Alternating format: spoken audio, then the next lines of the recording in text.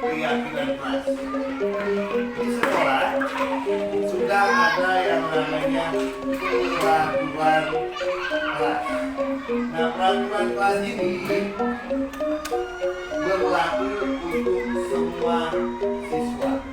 Peraturan kelas itu sifatnya hanyalah satu arah, dibuat oleh pihak sekolah dan pihak guru, disetujui oleh orang tua.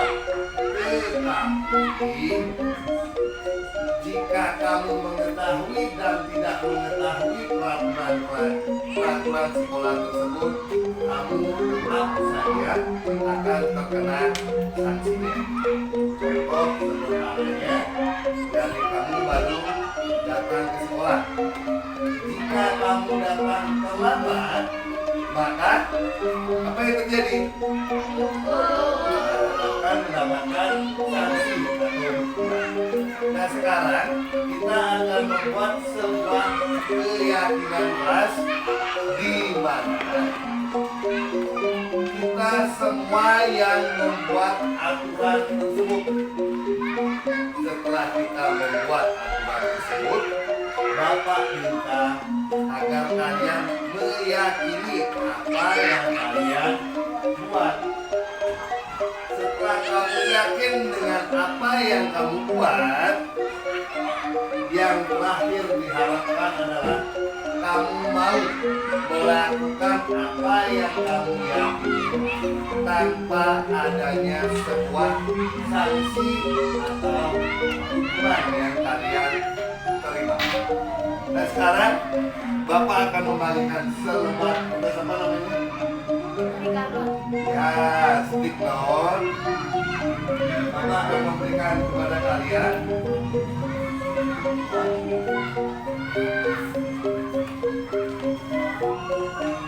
Kalian boleh menulis hal-hal apa saja peraturan yang ada di sekolah yang kamu ketahui dari kamu masuk ke sekolah sampai pulang dari sekolah.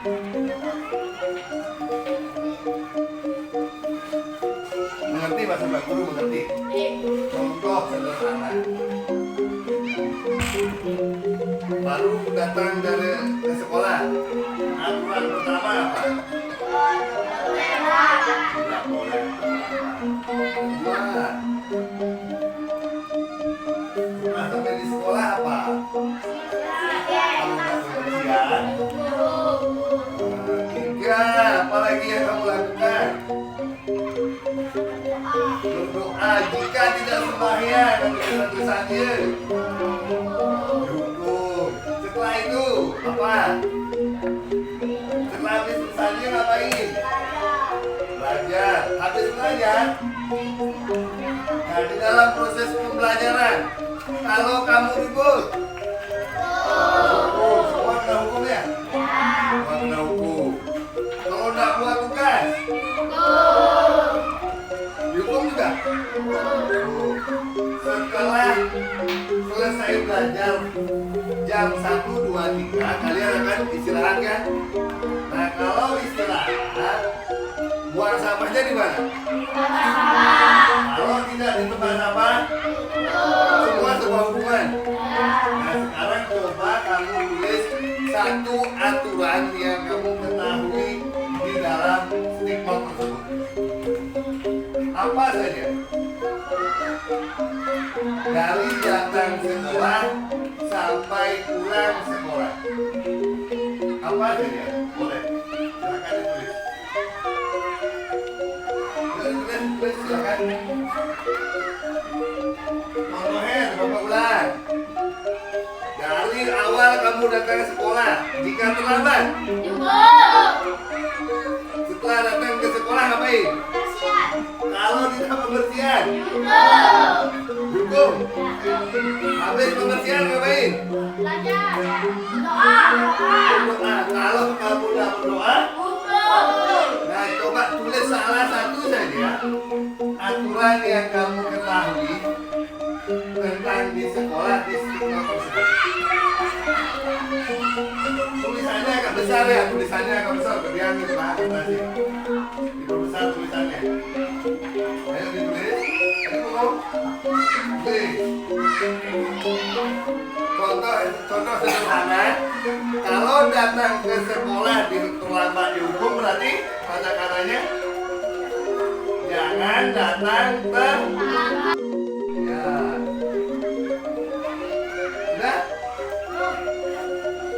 Sudah? Ya, tidak kenapa masalah jelek dan tidak, yang penting bisa terbaca. Masih bisa terbaca dia. Satu saja. Peraturan kelas atau sekolah yang kamu ketahui, jika kamu melakukan itu, maka kamu akan kena sanksi atau hukuman. Sudah? Sudah? Kalau sudah, silakan ditempel di papan. Silakan ditempel di papan. Silakan ditempel di papan. Berarti ditempelnya di mana? Di aturan atau keyakinan? Aturan. Kenapa aturan? Kalau tidak menaati aturan, maka mendapatkan sanksi berupa hukuman. Sudah semua? Ada beberapa tempelan ya dari anak-anak semua. Bapak akan bacakan aturan kelasnya. Yang pertama ada jangan buang sampah sembarangan, tidak boleh terlambat, jangan datang terlambat, tidak boleh terlambat, sebelum belajar kita berdoa, buang sampah pada tempatnya, jangan datang terlambat, tidak boleh terlambat, berdoa sebelum dan sesudah belajar, tidak bercanda saat berdoa, kalau bercanda akan dihukum.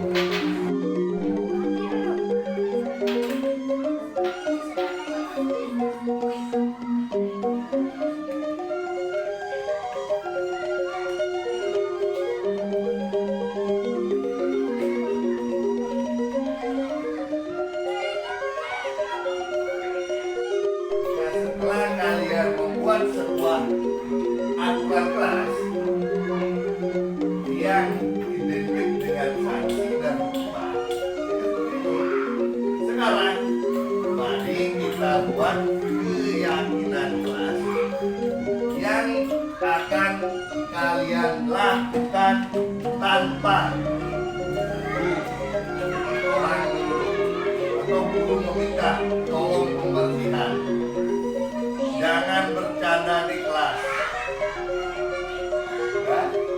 Yang memang dari dalam hati kalian akan kalian lakukan dari datang sekolah sampai pulang sekolah.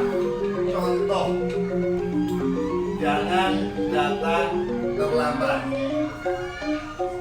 Ya, keyakinan kelas kita, datanglah tepat waktu, ya kan? Terus tidak boleh ribut. Kalau tidak boleh ribut, pelankan suaranya. Ya kan? Yang kalau kita di posisi di lapangan saat makan, jangan buang sampah sembarangan. Berarti buanglah sampah pada tempatnya. Bisa? Sekarang kita buat dengan aturan. 1. Jangan memakai kata jangan dan tidak boleh. Itu dihapus. 2 ini. Jangan dan tidak boleh itu dihapus. Buatlah sebuah keyakinan tentang apa yang kamu inginkan dari dalam hati kalian masing-masing. Contoh sederhana, Pak Guru, kalau aturan rambut Bang Dadi agak modelan gede, boleh? Boleh, selama itu menjadi keyakinan kalian semua, ya kan? Tanpa menghilangkan aturan sekolah. Sederhananya Bapak bilang tadi, aturan untuk rambut laki-laki 1, tidak boleh melewati alis. Yang kedua, tidak boleh melewati kuping, harus diikuti. Tapi ingat, menghilangkan kata jangan dan tidak. Ya, nah sekarang Bapak kasih kertasnya. Nah, jika kalian sudah membuat ini, membuat sebuah keyakinan yang menurut kalian akan kalian lakukan, ingat, yang kalian tulis adalah yang kalian lakukan dari datang ke sekolah sampai pulang sekolah. Ya.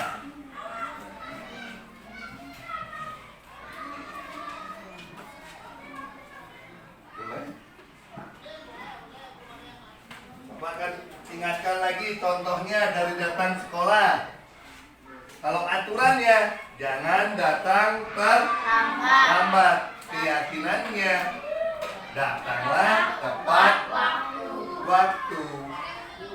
Setelah kita datang ke sekolah, kita akan melakukan pembersihan.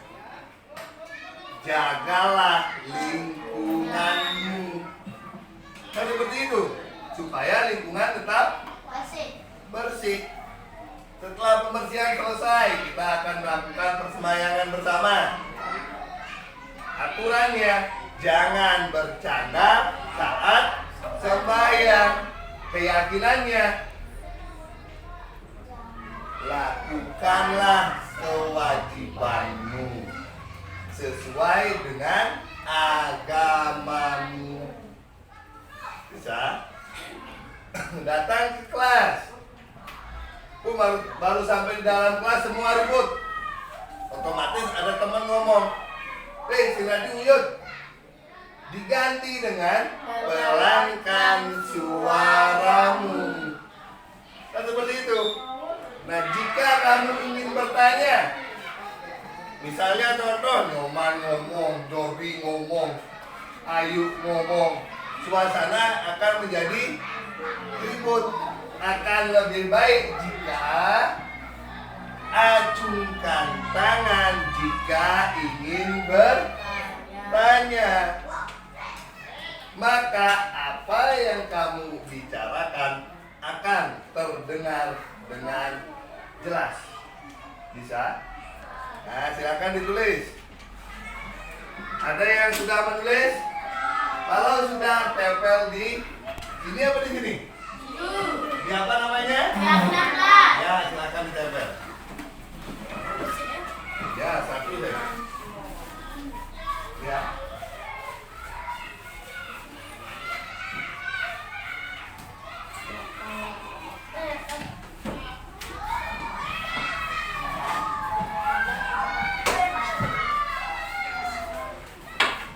Tidak masalah jika keyakinan yang kamu yakini itu sama Ya, tidak menjadi sebuah masalah.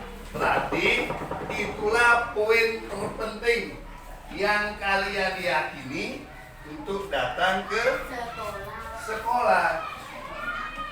Ya. Nah, sekarang Bapak akan bacakan ya. Ada saling menghargai dan menghormati antar sesama teman. Yang di sini ada buang sampah pada tempatnya. Datang tepat waktu, buanglah sampah pada tempatnya. Yang ini buanglah sampah pada tempatnya. Datanglah tepat waktu. Datanglah tepat waktu, buanglah sampah. Pelankan suaramu. Datanglah tepat waktu. Kebanyakan datanglah tepat waktu ya. Ya, berarti Bapak harap sesuai dengan keyakinan yang kalian miliki, tidak ada lagi yang datang terlambat. Ya, karena ini siapa yang buat? Tuh, kalian yang membuat. Berarti siapa yang meyakini ini? Kalian sebagai murid. Siapa yang akan melakukannya? Kalian juga sebagai murid. Nah, berarti tugas Pak Guru kan tidak ada. Bukannya tidak ada, tetapi guru-guru kalian memastikan apa yang menjadi keyakinan kelas kalian berjalan sesuai dengan keyakinan yang kalian buat. Ya.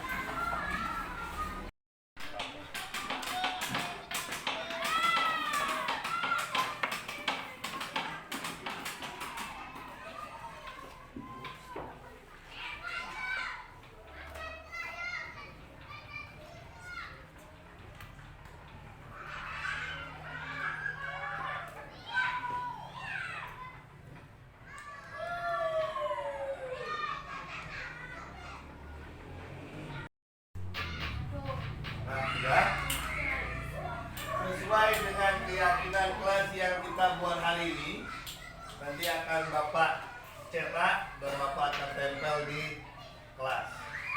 Nah, berarti tugas kita untuk membuat sebuah keyakinan kelas sudah selesai. Ya. Nah, sekarang untuk sebelum kita mengakhiri proses pembuatan keyakinan kelas, ada yang mau membantu Pak Guru memimpin teman-temannya untuk tepuk PPK? Ayo gitu. Yang lain Bapak harap berdiri. Yang lain Bapak harap berdiri. Ayo jadi silakan dipimpin. Tepuk PPK.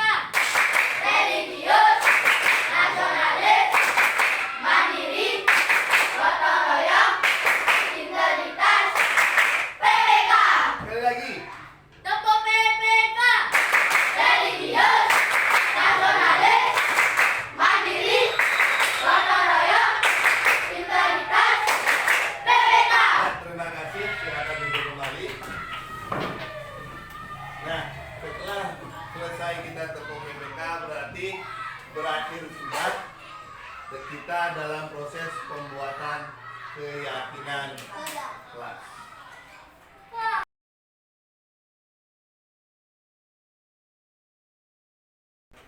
Selamat siang Bapak Ibu guru hebat. Di sini perkenalkan, nama saya Putu Priska Prateja, CGP Angkatan 9. Dalam hal ini saya ingin berbagi pengalaman baik tentang budaya positif.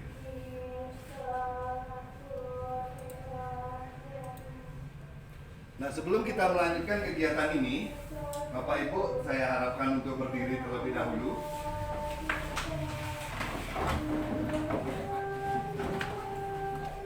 Nah, mari sebelum melanjutkan kegiatan, marilah kita berdoa menurut agama dan kepercayaan kita masing-masing.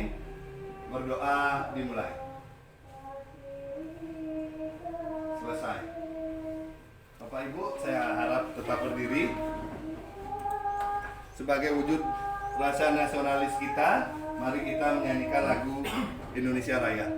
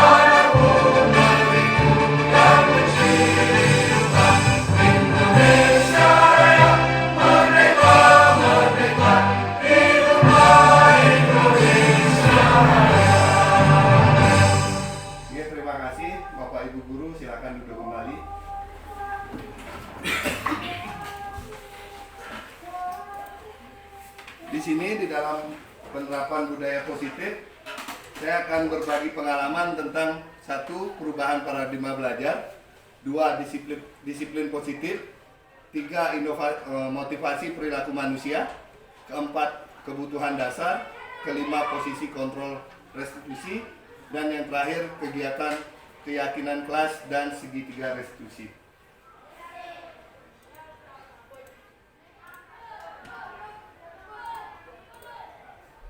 Nah, poin yang pertama itu adalah perubahan paradigma belajar. Nah, mari kita lihat gambar yang ada di slide. Di sana ada sebuah gelas besar yang menuangkan air ke dalam gelas kecil. Nah, paradigma lama yang percaya bahwa faktor guru adalah paling menentukan. Guru dipandang sosok yang paling tahu, yang ibaratnya seperti ceret yang penuh berisi ilmu, sementara siswa atau peserta didik adalah dapat diibaratkan gelas kosong yang harus dituangi ilmu dari guru.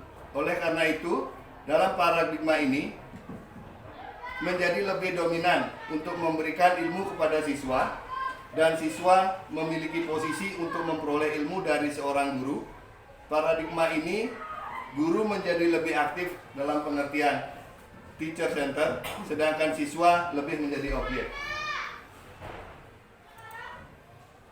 Paradigma yang kedua, yaitu yang sebaliknya, yakni siswa yang memperoleh kesempatan kepada siswa untuk lebih aktif dalam pembelajaran, atau yang lebih kita kenal dengan student center.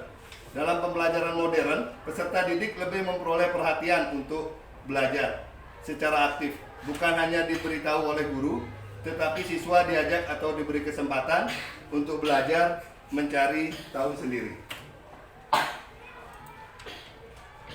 Tema pengembangan kurikulum 2013 adalah dapat menghasilkan insan Indonesia yang produktif, kreatif, inovatif, dan efektif melalui sikap yang pertama, tahu mengapa, kedua, keterampilan, tahu bagaimana, yang keempat, pengetahuan, tahu apa, dan yang kelima, dan terintegrasi, diakui dalam perkembangan kehidupan dan ilmu pengetahuan dalam abad 21.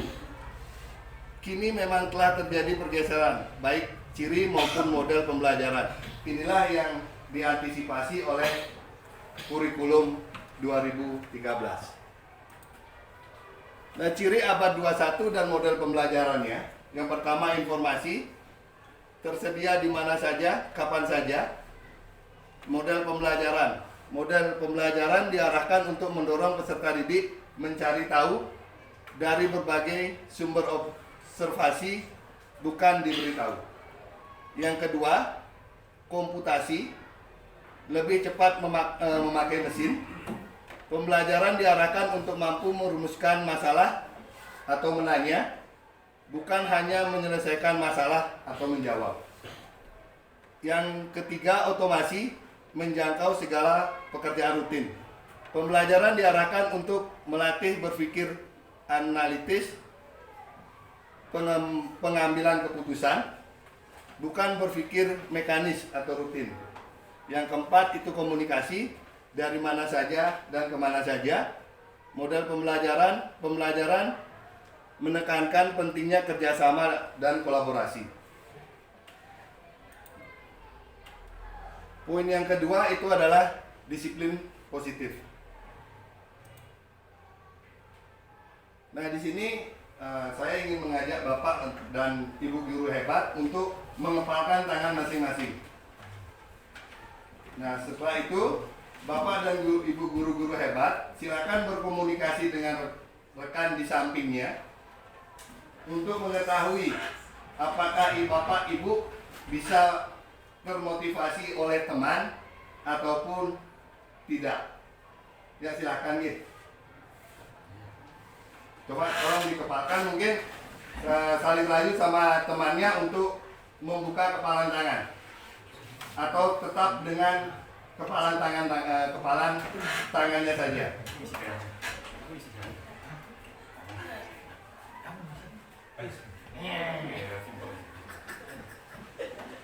Nah, Bapak Ibu guru hebat, di dalam hal pengepalan tangan pasti ada yang mau membuka kepalan tangan dan tidak membuka kepalan tangan.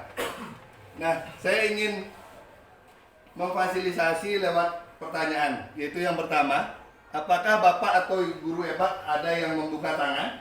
Ada. Nah, kalau ada, apa alasannya? Tangan teman tidak dibuka, saya yang membuka sendiri. Nah, dalam artian si pemberi motivasi lebih gencar menyerang kepercayaan diri yang dimiliki oleh rekannya. Ya, betul sekali. Beri tepuk tangan kepada Pak Fauzi. Nah, yang kedua, Bapak Ibu guru apakah ada yang masih mengepalkan tangan? Nah, kalau ada, apakah alasannya? Tidak mau buka diri. Ya, benar sekali. Beri tepuk tangan kepada Bapak Nyoman. Nah, dalam hal membuka dan menutup kepalan tangan, ini berarti sesuatu yang sangat berharga bagi diri kita. Tergantung bagaimana motivasi orang lain memberikan pengaruh positif kepada diri kita, sehingga kita mampu membuka kepalan tangan atau sesuatu yang berharga milik kita. Atau kita bisa saja tetap memegang prinsip apa yang kita pegang tentang apa yang menurut kita sangat berharga, karena semuanya tergantung Bapak atau Ibu guru sendiri. Keputusan membuka dan tetap mengepalkan tangan ada di setiap diri masing-masing dengan alasan masing-masing juga.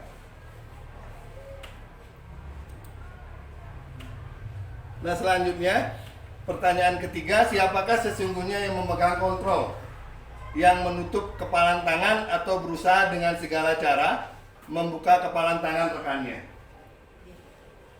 Diri sendiri. Ya, yang pasti itu adalah diri kita sendiri. Tentu diri kita sendiri yang memegang kontrol atas kepalan tangan kita. Apakah kita ingin membuka kepalan tangan kita atau tetap dalam keadaan tergenggam? Selanjutnya, psikiater dan pendidik Dr. William Gleiser dalam kontrol teori yang kemudian hari berkembang dan dinamakan choice theory meluruskan beberapa miskonsepsi tentang makna kontrol. Yang pertama itu adalah ilusi mengontrol murid. Pada dasarnya, Kita tidak dapat memaksa murid untuk berbuat sesuatu jika murid tersebut memilih untuk tidak melakukannya. Walaupun tampaknya guru sedang mengontrol perilaku murid, hal demikian terjadi karena murid sedang mengizinkan dirinya untuk dikontrol. Yang kedua, ilusi bahwa semua penguatan positif efektif dan bermanfaat. Penguatan positif atau bujukan adalah bentuk-bentuk kontrol. Segala usaha untuk mempengaruhi murid agar mengulangi suatu perilaku tertentu adalah sesuatu usaha untuk mengontrol murid tersebut. Dalam jangka waktu tertentu, kemungkinan murid tersebut akan menyadari dan mencoba untuk menolak bujukan yang kita atau bisa jadi murid tersebut menjadi tergantung pada pendapat sang guru untuk mau berusaha. Yang selanjutnya, ilusi bahwa kritik dan membuat orang merasa bersalah dapat menguatkan karakter. Menggunakan kritik dan rasa bersalah untuk mengontrol murid menuju pada identitas gagal. Mereka belajar untuk merasa buruk tentang diri mereka. Mereka mengembangkan dialog diri yang negatif. Kadangkala sulit bagi guru untuk mengidentifikasi bahwa mereka sedang melakukan perilaku ini, karena seringkali guru cukup menggunakan suara halus untuk menyampaikan pesan negatif. Yang selanjutnya, ilusi bahwa orang dewasa memiliki hak untuk memaksa. Banyak orang dewasa yang percaya bahwa mereka memiliki tanggung jawab untuk membuat murid-murid berbuat hal-hal tertentu. Apapun yang dilakukan dapat diterima, selama ada sebuah kemajuan berdasarkan sebuah pengukuran kinerja. Pada saat itu pula, orang dewasa akan menyadari bahwa perilaku memaksa tidak akan efektif untuk jangka waktu panjang dan sebuah hubungan permusuhan akan terbentuk.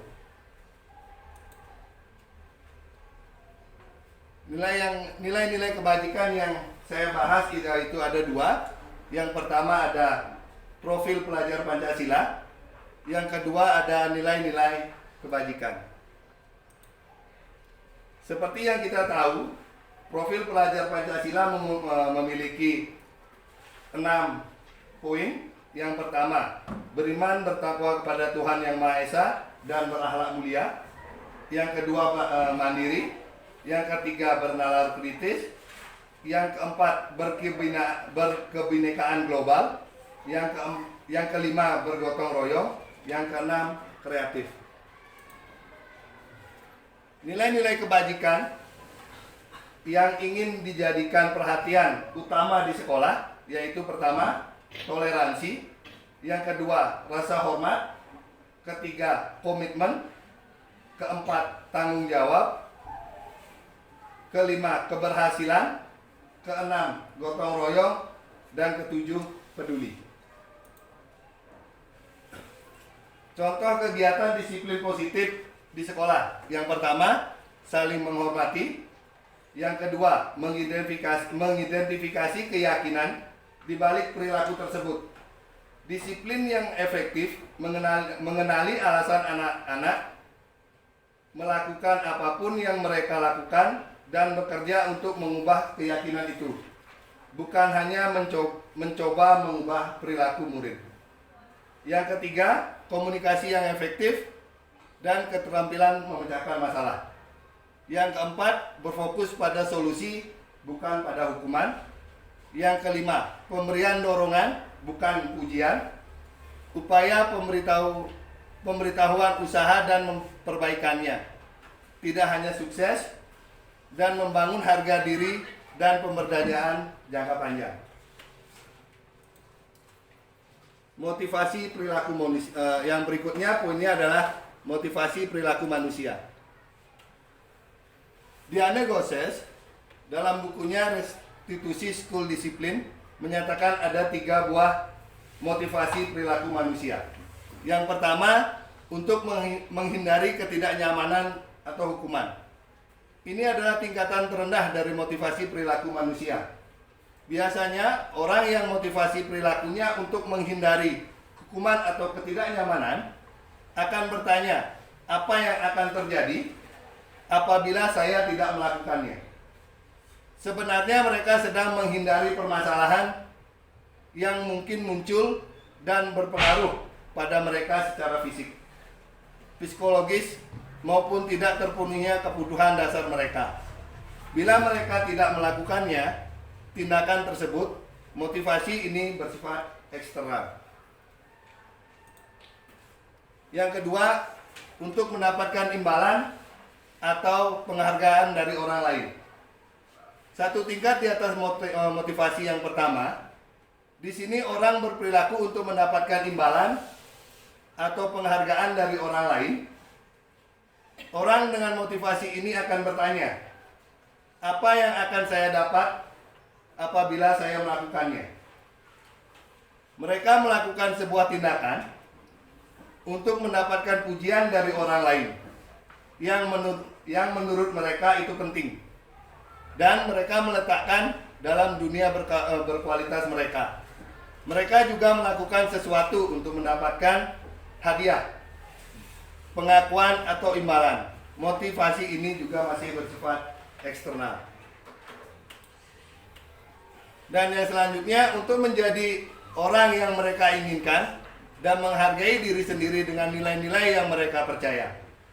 Orang dengan motivasi ini akan bertanya, akan menjadi orang yang seperti apa apabila saya melakukannya. Mereka melakukan sesuatu karena nilai-nilai yang mereka yakini dan hargai. Dan mereka melakukannya karena mereka ingin menjadi orang yang melakukan nilai-nilai yang mereka yakini tersebut. Ini adalah motivasi yang akan membuat seseorang memiliki konsep disiplin positif, karena motivasi perilakunya bersifat internal, bukan eksternal lagi. Contoh motivasi perilaku manusia. Yang pertama, motivasi untuk mendapatkan nilai yang bagus mendorong seseorang bertindak secara konsisten demi mencapai tujuan tersebut. Yang kedua, dorongan keinginan untuk bernyanyi yang bagus, sehingga menggerakkan seseorang bertindak fokus kegiatan atau latihan bernyanyi. Yang ketiga, termotivasi untuk menjalankan perintah dan menjauhi larangan Tuhan Yang Maha Esa agar bisa menempati surganya di akhirat kelak.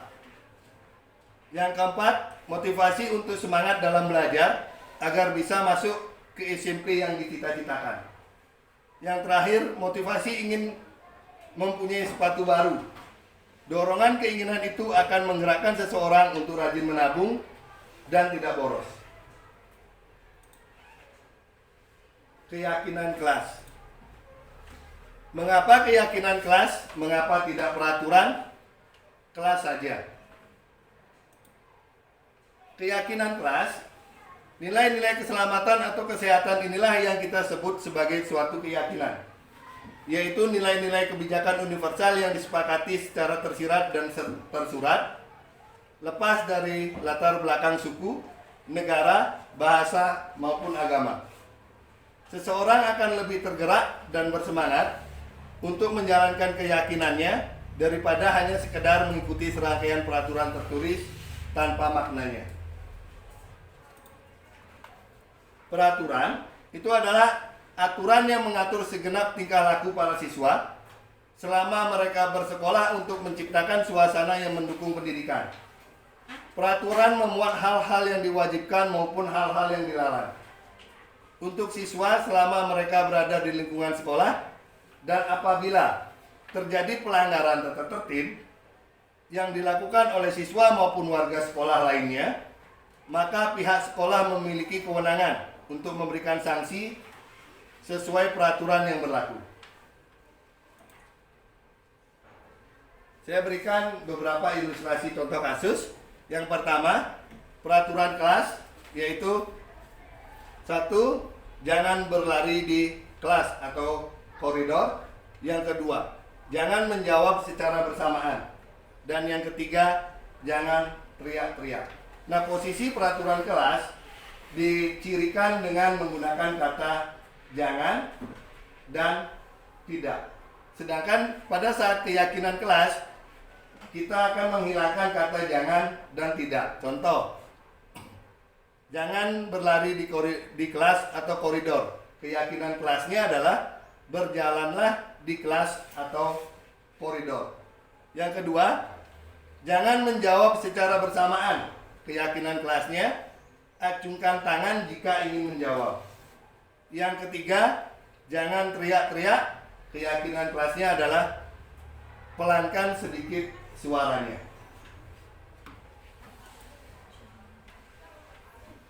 Nah, adapun prosedur pembentukan keyakinan sekolah atau kelas, yang pertama, mempersilakan warga sekolah atau murid-murid di kelas atau sekolah untuk bercurah pendapat tentang peraturan yang perlu disepakati di sekolah atau di kelas.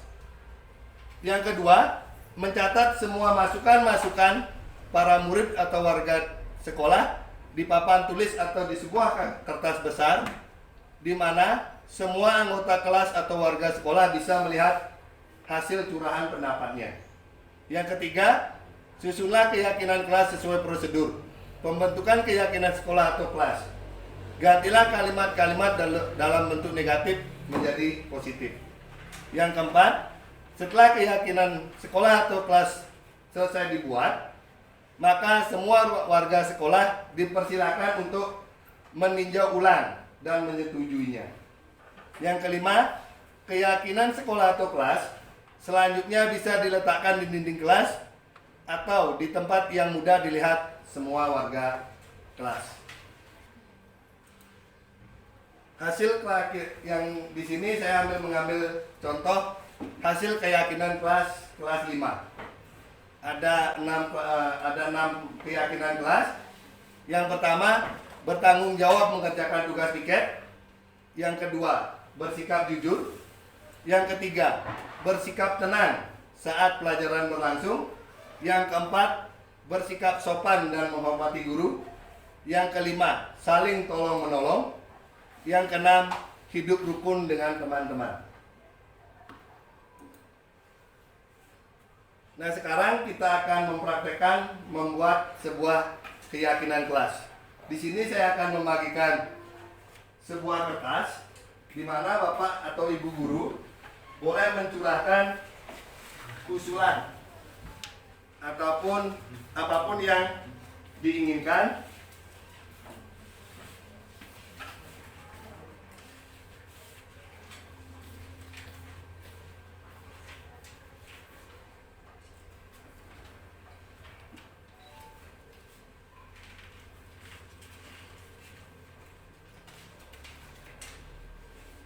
Ya, silakan untuk Bapak Ibu menuliskan usulan untuk sebuah peraturan kelas. Nah, diingat kembali, jika peraturan kelas yang Bapak Ibu ingin tuliskan itu adalah bercirikan kalimat negatif. Nah, kalau sudah selesai menulis, silakan Bapak dan Ibu guru hebat menulis di papan dan menempelkannya di papan.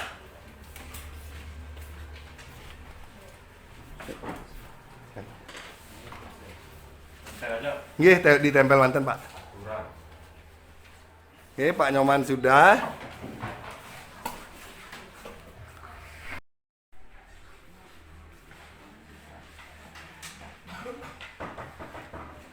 Oke, silakan Bapak dan Ibu ditempel saja di depan.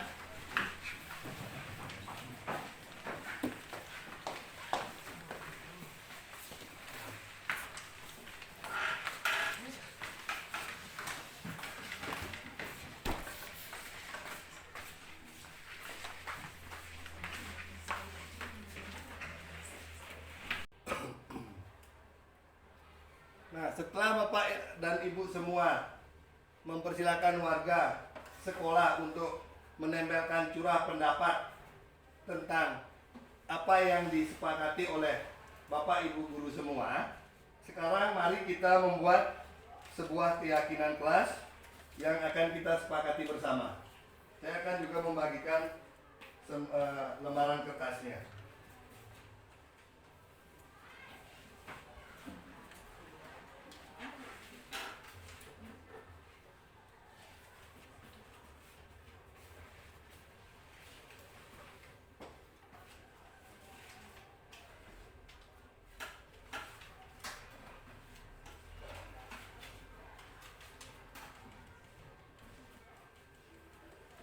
Nah, silakan Bapak dan Ibu guru hebat untuk membuat sebuah keyakinan kelas yang Bapak yakini bisa membantu murid untuk mewujudkan rasa aman dan nyaman murid tersebut berada di kelas.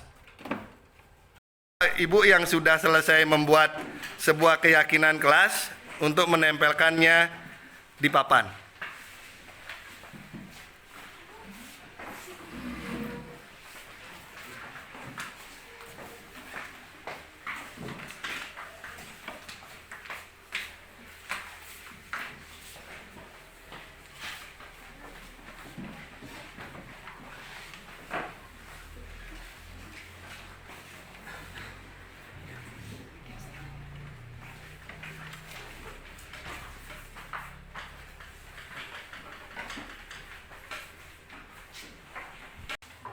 Nah, setelah Bapak dan Ibu selesai menempelkan keyakinan kelas, tahap berikutnya itu adalah menyusun ulang kembali apa yang sudah Bapak Ibu atau mengajak murid menempelkan kepercayaan keyakinan kelas di papan. Mari kita sepakati bersama untuk keyakinan kelas yang akan kita jalankan.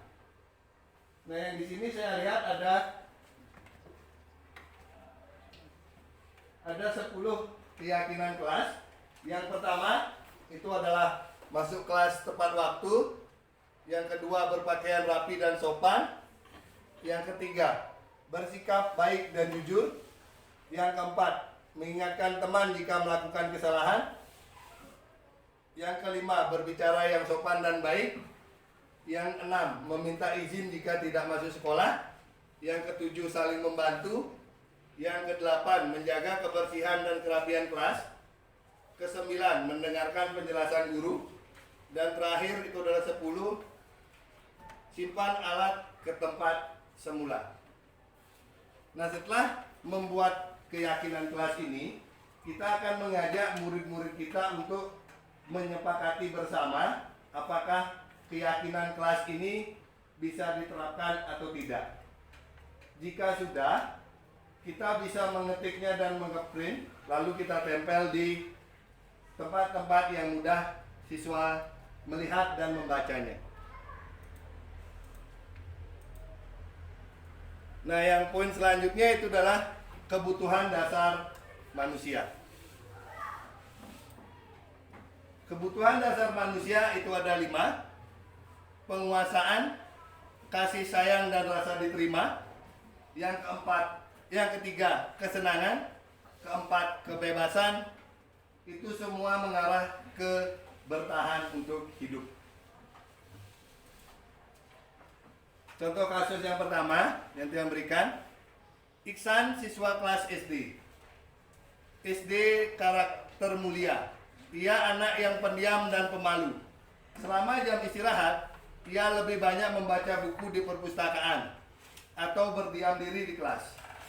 Hari itu adalah hari terakhir technical meeting, lomba debat antar SD, yang juga diketahui oleh tim-tim debat SD karakter mulia. Tiba-tiba ada kabar bahwa Adit yang sudah ditentukan mengikuti lomba debat mewakili sekolah sakit demam. Sakit demam berdarah dan dirawat di rumah sakit, sehingga tidak bisa menghadiri acara technical meeting lomba debat di hari itu. Kepala sekolah bertanya kepada guru-guru, siapakah yang sebaiknya menggantikan Adit?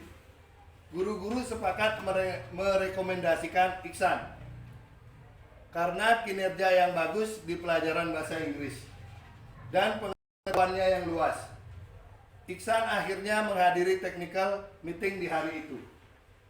Setelah itu, ia berlatih debat bersama anggota tim debat yang lain, Sinta dan Indra, di bawah bimbingan dari Bapak Guru. Mereka mewakili sekolah dan tim debat SD Karakter Mulia menjadi juara umum. Sejak saat itu, Iksan berubah menjadi anak yang lebih percaya diri, tidak pemalu dan pendiam lagi.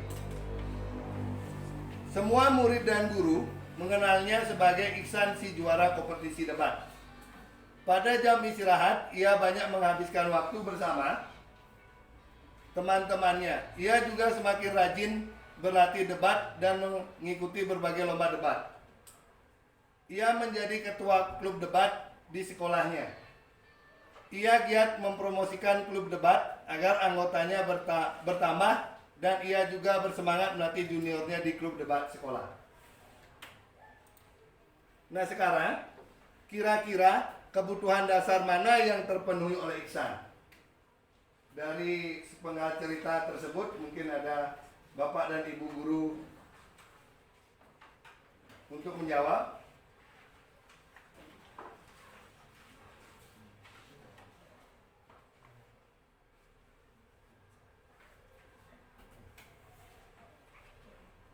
Ya, silakan Bu Ari. Kebutuhan dasar yang terpenuhi pada Ihsan yaitu di penguasaannya. Karena guru-guru sepakat merekomendasi Ihsan karena kinerjanya yang bagus di pelajaran bahasa Inggris. Beri tepuk tangan kepada Bu Ari karena kita mau untuk menjawab. Ya, benar sekali, kebutuhan yang dasar dibutuhkan adalah penguasaan, karena di mana di sini Iksan mampu memenuhi kepercayaan dari guru-guru yang sudah diberikan. Nah, poin selanjutnya itu adalah 5 posisi kontrol. Yang pertama itu adalah penghukum. Seorang penghukum bisa menggunakan hukum fisik maupun verbal. Orang-orang yang menjalankan posisi penghukum senantiasa mengatakan bahwa sekolah memerlukan sistem atau alat yang dapat lebih menekan murid lebih dalam lagi. Guru-guru yang menerapkan posisi penghukum akan berkata, contohnya 1, patuhi aturan saya atau awas. Yang kedua, kamu selalu saja salah. Yang ketiga, selalu, pasti, selalu yang terakhir selesai. Guru seperti ini senantiasa percaya hanya ada satu cara agar pembelajaran bisa berhasil, yaitu dengan cara dia. Hasil yang diperoleh dalam hal penghukum itu kemungkinan murid marah dan mendendam atau bersifat agresif. Bisa jadi sesudah kembali duduk, murid tersebut akan mencoret-coret bukunya atau meja tulisnya. Posisi kedua adalah membuat merasa bersalah. Pada posisi ini, biasanya guru akan berusaha bersuara lebih lembut. Pembuat rasa bersalah akan menggunakan keheningan yang membuat orang lain merasa tidak nyaman, bersalah atau rendah diri. Kata-kata yang keluar dengan lemah lembut akan seperti ini. Contohnya pertama, ibu sangat kecewa sekali dengan kamu. Yang kedua, berapa kali bapak harus memberitahu kamu ya? Yang ketiga, gimana coba kalau orang tua kamu tahu kamu berbuat seperti ini? Di posisi ini, murid akan memiliki penilaian diri yang buruk tentang diri mereka. Murid merasa tidak berharga dan telah mengecewakan orang-orang yang disayanginya. Hasilnya, murid akan merasa bersalah. Bersalah telah mengecewakan ibu atau bapak gurunya. Murid akan merasa menjadi orang yang gagal dan tidak sanggup membahagiakan orang lain. Yang selanjutnya itu adalah teman. Guru pada posisi ini tidak akan menyakiti murid, namun akan tetap berupaya mengontrol murid melalui persuasi. Posisi teman pada guru bisa negatif atau positif.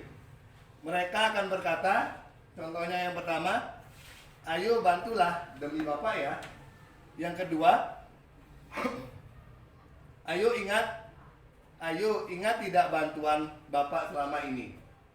Yang ketiga, ya sudah, kali ini tidak apa-apa, nanti Ibu bantu bereskan. Hasil yang diperoleh dari posisi teman itu adalah murid akan merasa senang dan akrab dengan gurunya. Ini termasuk dampak yang positif. Hanya saja, di sisi negatif, murid menjadi tergantung pada guru tersebut. Bila ada masalah, dia merasa bisa mengandalkan guru tersebut untuk membantunya. Yang selanjutnya adalah posisi pemantau. Memantau berarti mengawasi. Pada saat kita mengawasi, kita bertanggung jawab atas perilaku orang-orang yang kita awasi. Posisi pemantau berdasarkan pada peraturan-peraturan dan konsekuensinya. Pertanyaan yang diajukan seorang pemantau, contohnya, yang pertama, peraturannya apa? Yang kedua, apa yang telah kamu lakukan? Dan yang ketiga, sanksi atau konsekuensinya apa? Hasil yang didapat dari posisi pemantau adalah murid memahami konsekuensi yang harus dijalankan karena telah melanggar salah satu peraturan sekolah. Guru tidak menunjukkan suatu emosi yang berlebihan, menjadi marah atau membuat merasa berbuat salah. Yang selanjutnya atau terakhir adalah posisi manajer. Posisi terakhir manajer adalah posisi di mana guru berbuat sesuatu bersama dengan murid. Mempersilakan murid mempertanggungjawabkan perilakunya. Mendukung murid agar dapat menemukan solusi atas permasalahannya sendiri. Seorang manajer akan berkata, contohnya yang pertama, apa yang kita yakini. Yang kedua, apakah kamu meyakininya? Yang ketiga, jika kamu meyakininya, apakah kamu bersedia memperbaikinya? Yang terakhir, jika kamu memperbaiki hal ini menunjukkan apa tentang diri kamu. Dan yang terakhir adalah apa rencana kamu untuk memperbaiki hal ini. Nah, contoh kasusnya adalah yang pertama, Ibu Linda menyampaikan, Ibu kecewa sekali dengan kamu, seharusnya kamu juga pikirkan sebelum lupa. Gimana ya kalau orang tua kamu tahu? Beliau pasti ingin kamu belajar tekun kan? Apa dampak bagi murid atas pertanyaan dari Bu Linda? Mungkin Bapak atau Ibu bisa membantu menemukan solusinya tentang kasus yang dialami oleh Ibu Linda.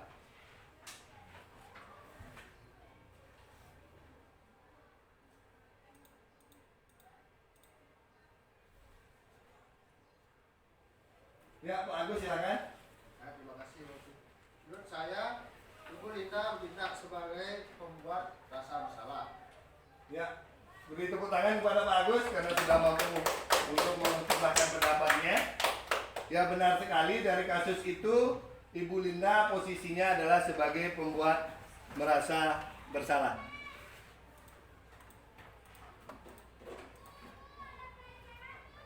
Poin yang selanjutnya itu adalah segitiga restitusi. Segitiga restitusi sesi 1 itu adalah menstabilkan identitas. Bagian dasar dari segitiga restitusi bertujuan untuk mengubah identitas anak dari orang yang gagal karena melakukan kesalahan menjadi orang yang sukses. Anak-anak yang melanggar peraturan karena sedang mencari perhatian adalah anak yang sedang mengalami kegagalan dengan cara mengatakan kalimat seperti ini. Yang pertama, berbuat salah itu tidak apa-apa. Yang kedua, tidak ada manusia yang sempurna. Ketiga, saya juga pernah melakukan kesalahan seperti itu. Yang keempat, kita bisa menyelesaikan ini. Kelima, Bapak atau Ibu tidak tertarik mencari siapa yang salah, tetapi Bapak atau Ibu guru ingin mencari solusi dari permasalahan ini. Yang selanjutnya adalah kamu berhak merasa seperti itu. Yang terakhir, apakah kamu sedang menjadi teman yang baik buat dirimu sendiri? Sesi yang kedua yaitu validasi tindakan yang salah. Setiap tindakan yang kita lakukan dengan suatu tujuan yaitu memenuhi kebutuhan dasar. Kalau kita memahami kebutuhan dasar apa yang mendasari sebuah tindakan, kita akan bisa menemukan cara-cara paling efektif untuk memenuhi kebutuhan tersebut. Namun, bila dikatakan dengan nada tanpa menghakimi, akan memvalidasi kebutuhan mereka. Contohnya adalah pertama, padahal kamu bisa melakukan yang lebih buruk dari ini ya. Yang kedua, kamu pasti punya alasan mengapa melakukan hal itu. Yang ketiga, kamu patut bangga pada dirimu sendiri karena kamu telah melindungi sesuatu penting buatmu. Yang keempat, kamu boleh mempertahankan sikap itu, tapi kamu harus menambahkan sikap yang baru. Nah, sesi yang ketiga itu adalah menanyakan sebuah keyakinan. Teori kontrol menyatakan kita pada dasarnya termotivasi secara internal. Ketika identitas sukses telah tercapai atau langkah pertama dan tingkah laku yang salah telah divalidasi, langkah kedua, maka anak akan siap untuk dihubungkan dengan nilai-nilai yang dia percaya dan berpindah menjadi orang yang diinginkan. Pertanyaan-pertanyaan di bawah ini menghubungkan keyakinan anak dengan keyakinan kelas atau keluarga. Yang pertama, apa yang kita percaya sebagai kelas atau keluarga. Yang kedua, apa nilai-nilai umum yang kita telah sepakati. Yang ketiga, apa bayangan kita tentang kelas yang ideal. Dan yang keempat, kamu mau jadi orang yang seperti apa. Nah, contoh penerapan kasus segitiga restitusi.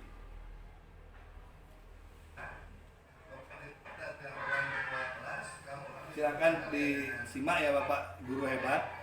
Benar Pak Guru, habisnya saya kesal dengan Jody. Kenapa harus kesal sekarang? Jody mencontek hasil pekerjaan saya tadi Pak Guru. Jika tidak diberikan mencontek, Jody marah sama saya. Wajar saja kalau saya marah dan kesal. Jika Bapak ada di sisi Bapak juga akan melakukan hal yang sama. Lalu, yang bisa lakukan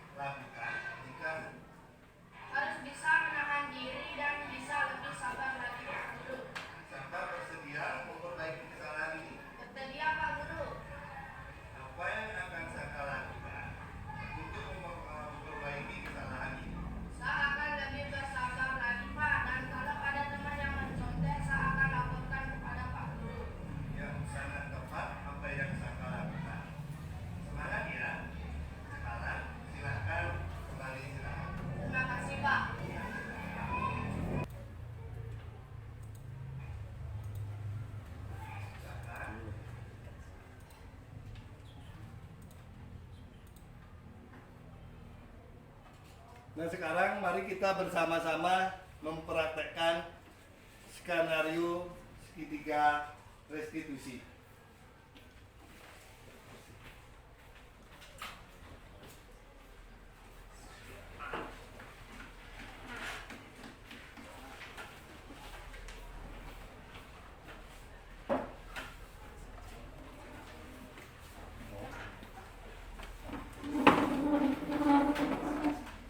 Mungkin ada perwakilan dari Bapak dan Ibu yang mau ke depan untuk mempraktekkan segitiga restitusi. Ya, silakan Bu Ari. Ya, silakan Pak Agus. Selamat pagi Pak Agus. Selamat pagi, Ari. Ayo silakan duduk. Kamu tahu mengapa dipanggil Pak Guru sini? Mungkin berkaitan dengan tugas Pak. Ya benar. Tapi kamu kemarin masuk atau tidak? Iya Pak, masuk. Tetapi saya tidak menunjukkan tugas Pak. Nah, Ari, semua orang pernah melakukan kesalahan, termasuk Bapak. Namun, setiap tindakan kita pasti ada alasan. Kira-kira mengapa kamu tidak menunjukkan tugas? Saya capek dan ngantuk Pak. Soalnya malamnya saya scroll TikTok sampai jam 12 malam. Akhirnya saat pelajaran jadinya ngantuk Pak. Ari masih ingat keyakinan kelas kita? Masih Pak. Kalau masih ingat, kira-kira yang kamu lakukan itu sudah sesuai dengan keyakinan kelas atau tidak? Belum Pak. Keyakinan kelas yang mana? Yang belum? Yang selalu bertanggung jawab Pak. Nah, ternyata kamu tahu. Lalu, apakah kamu punya solusi untuk masalah ini? Iya Pak, pertama saya minta maaf karena saya sudah tidak mengumpulkan tugas. Kedua, saya tidak akan tidur terlalu malam lagi. Dan yang ketiga, saya akan mengerjakan tugas yang diberikan oleh saya. Baik, Bapak apresiasi tanggung jawabmu. Sekarang silakan kembali ke tempat duduk. Terima kasih Pak Agus.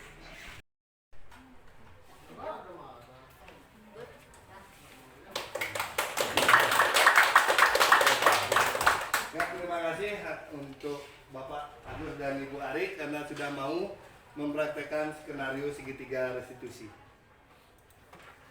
Yang selanjutnya adalah sesi diskusi. Mungkin ada dari Bapak dan guru hebat yang ditanyakan dalam penyampaian materi kali ini. Ya Pak Agus, silakan. Sebagai seorang guru, posisi kontrol apa yang paling cocok diterapkan di kelas untuk menunjang proses pembelajaran yang berpihak pada murid? Ya, di sini untuk sesi diskusi saya tanggapi langsung karena bertanya dan langsung dijawab. Yang jelas dalam posisi yang harus kita lakukan sebagai seorang guru, sebaiknya kita selalu pada posisi manajer. Posisi manajer adalah posisi di mana seorang guru berbuat sesuatu bersama dengan murid. Mempersilahkan murid mempertanggungjawabkan perilakunya, mendukung murid agar dapat menemukan solusi atas permasalahannya sendiri. Apa yang kita yakini, apa yang kamu yakini, jika kamu meyakininya, apa kamu bersedia memperbaikinya? Terus jika kamu memperbaikinya, hal ini menunjukkan tentang apa dari dirimu, apa rencana kamu untuk memperbaiki hal ini. Tugas seorang manajer bukanlah untuk mengatur perilaku seseorang. Kita membimbing murid untuk dapat mengatur dirinya. Seorang manajer bukanlah memisahkan murid dari kelompoknya, tapi mengembalikan murid tersebut ke kelompoknya dengan lebih baik dan rasa yang lebih kuat. Sekian dari yang bagus. Mungkin ada pertanyaan lain dari Bapak dan guru hebat. Ya, Bu Ari, silakan. Di sini saya ingin bertanya, apa perbedaan antara peraturan, konsekuensi, dan keyakinan kelas? Dan manakah yang paling tepat digunakan agar dapat mendukung sebuah aturan yang ada di sekolah? Ya, yang tanpa paksaan dari guru. Ya, terima kasih dari pertanyaan Bu Ari. Pertanyaan adalah, apa perbedaan antara peraturan, konsekuensi, dan keyakinan kelas? Dan manakah yang paling tepat digunakan agar dapat mendukung sebuah aturan yang ada di sekolah bisa dilakukan tanpa adanya paksaan dari guru.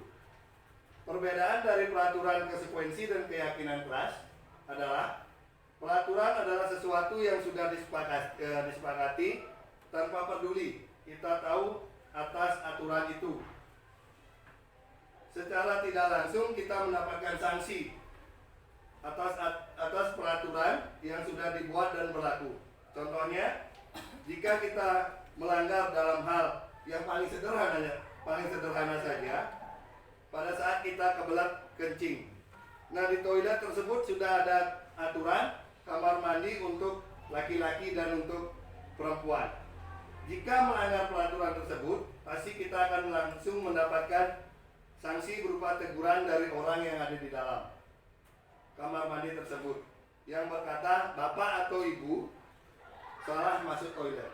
Dan sifat peraturan ini bersifat satu arah. Konsekuensi itu adalah sebuah aturan yang sudah diketahui bersama dan sudah disepakati bersama dan bersifat dua arah. Contoh, jika pada saat jam olahraga guru olahraga sudah menyepakati aturan bahwa kalau datang terlambat pada saat jam olahraga akan dikenakan sanksi berupa lari keliling lapangan sebanyak 1 kali.